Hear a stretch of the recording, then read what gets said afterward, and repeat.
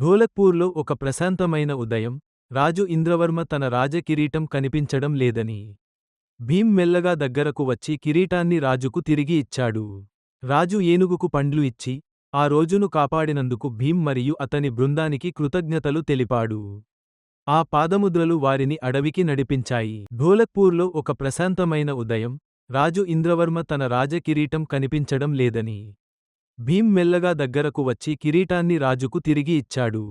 రాజు ఏనుగుకు పండ్లు ఇచ్చి, ఆ రోజును కాపాడినందుకు భీమ్ మరియు అతని బృందానికి కృతజ్ఞతలు తెలిపాడు. ఆ పాదముద్రలు వారిని అడవికి నడిపించాయి. ధోలక్పూర్లో ఒక ప్రశాంతమైన ఉదయం, రాజు ఇంద్రవర్మ తన రాజకిరీటం కనిపించడం లేదని.